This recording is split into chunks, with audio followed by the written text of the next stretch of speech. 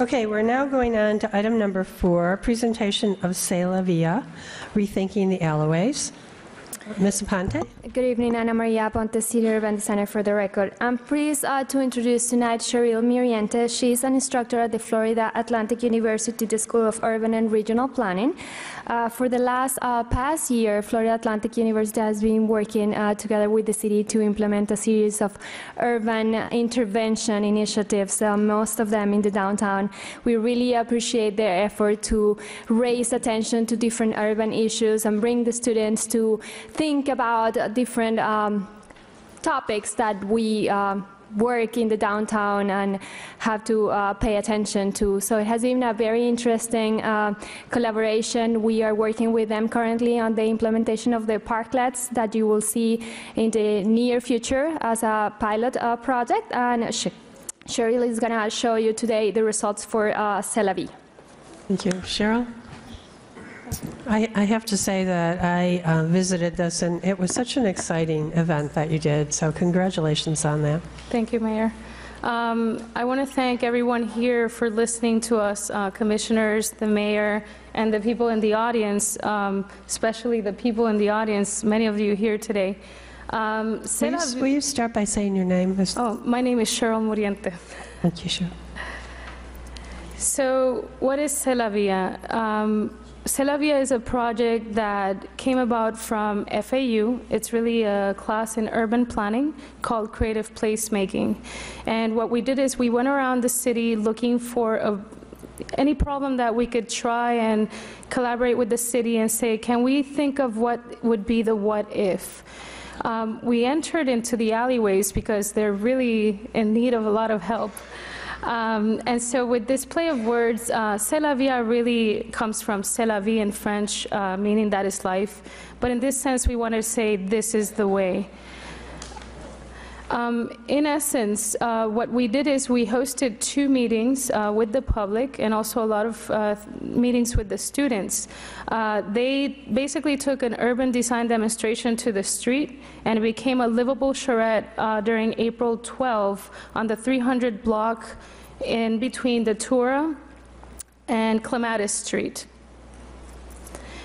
The process really was very interesting this semester. It was a whole semester class. At first, the students had the chance to just do small urban interventions so they could feel what it means to put something out on the street and not just think of urban planning as these lines that you put on a map.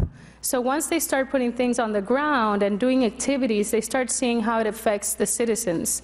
They went out on the field, they did a lot of studies, they talked to a lot of people here in the city, they identified the site, we did the 2 open forum public meetings, they synthesized the ideas and the visions, and then really narrowed in into what they could actually do in a one-day event, and did this thing we called urban acupuncture. Urban acupuncture has many forms, many methods, but mainly we're looking at how can you put just a 1-point pilot project study for one day and imagine what it could bring to the city and dream, for one day just dream what it could be, and then let that take a life of its own and really start generating new social networks between the people that live here and work here. We applied research during this time. We observed how people move in the space, and we have now post-production reflections. These were the themes that were discussed in the meeting when we actually had the people come into the 312 Clematis space. This was March 13th. Mainly, the students presented what they found, they discussed it, they had a tour of the alleyway, brainstormed that had a recap, and March 27th, they also went through the students reorganizing some of this information, doing presentations to the people, more brainstorming, and then synthesizing the ideas. These are just a view of how the informal, open forum type of meetings were. They really became gatherings. People just came in and out as they wished. We had a pretty big showing on both meetings, more on the first one than the second one. The second one was just, unfortunately, there was too many things going on in this city, so we couldn't drive people inside. They were all down by the water having fun. And these are some of the brainstorming ideas, again, just so you have a view of where this is coming from. Reason I'm really emphasizing on showing this is to understand that these projects are not coming from us. We're really facilitating the space for them to discuss what they want, and then we try to kind of become a translator of what they're thinking and put it on the ground. These are some of the event details. Here's the map and the area of study. This is really the conglomeration of the 2 days of information, and hopefully, I will be showing a movie so you can see how it really happened for those 2 days.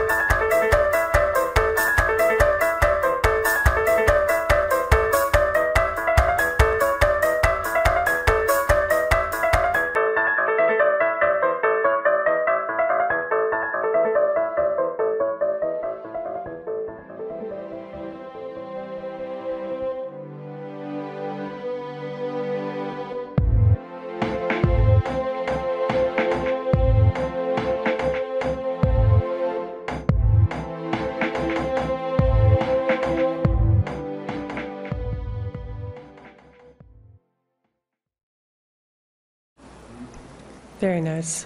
Thank you. And just to recap, and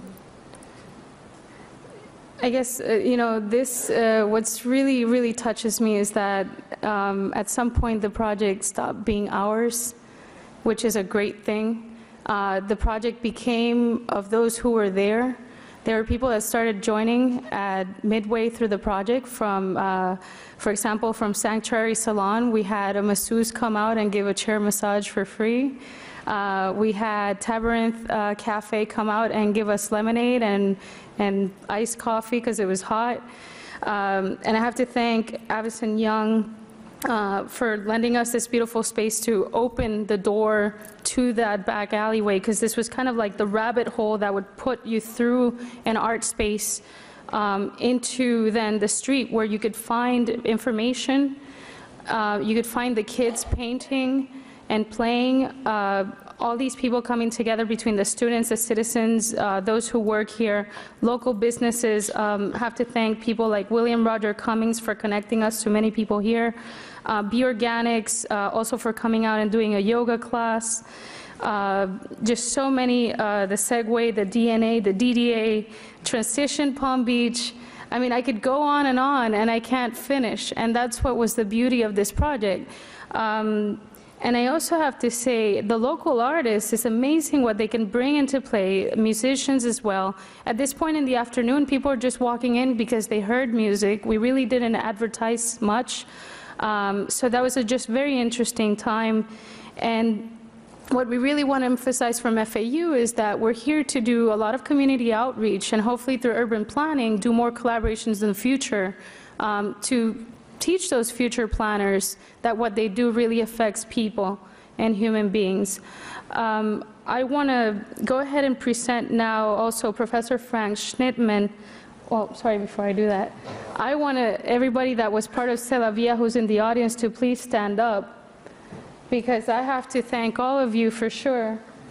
This is not even a little piece of it.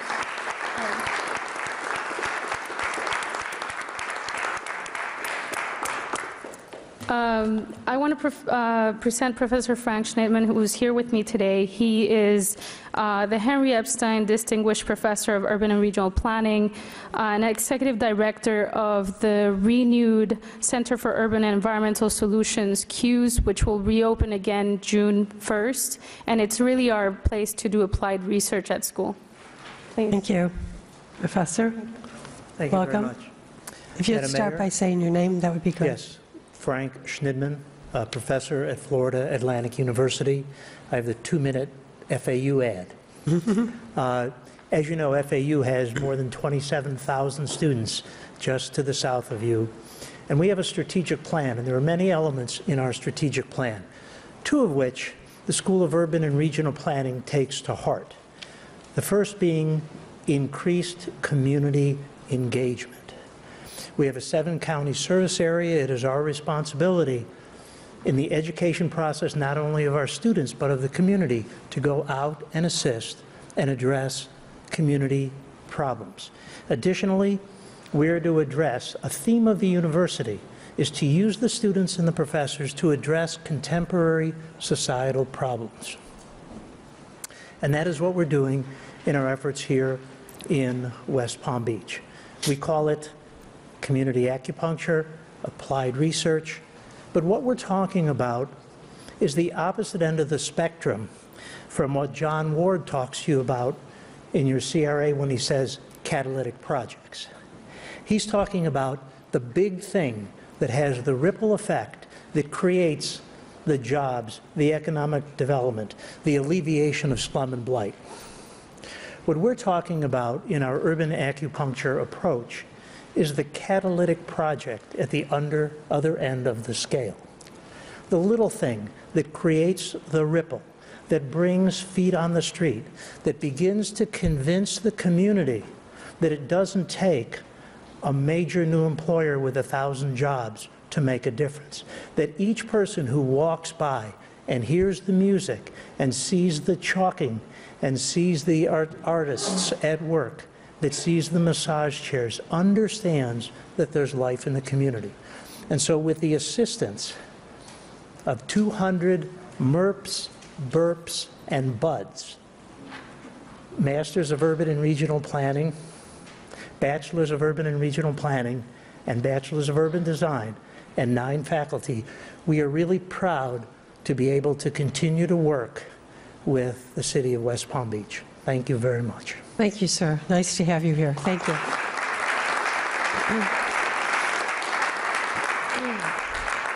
Thank you for the presentation, and thank you for what you did. I have one card, Rafael Clemente.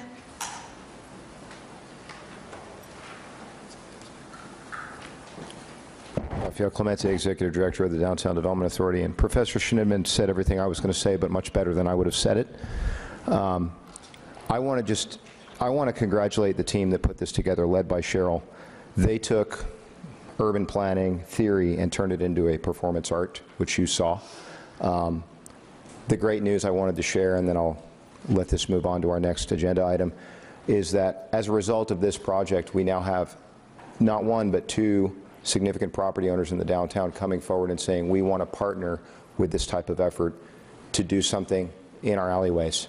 So we're excited. We're going to be bringing forward plans to the city. I also want to thank Danielle Slater-Price and her team, as well as the city's administration, for letting this project happen. I know that this is way out of the box, and it's certainly experimentation, but this is going to get us to the place we want to be. Thank you. Thank you, and we're committed to working with you on the alley issues as well. So thank you, everyone. I have to read this. Did you want to say something, Commissioner James? Just a quick question, Mayor. Were the changes permanent, or were they, I mean, I saw this beautiful mural that was put up. Was that something that stays there? We have left it there.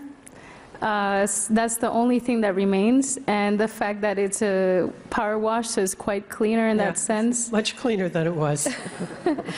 But yeah, because it was an event, we really, everything we did was just like touching the surface, and everything we used was either a recyclable item or something we can give forward to someone else, so that nothing would stay behind.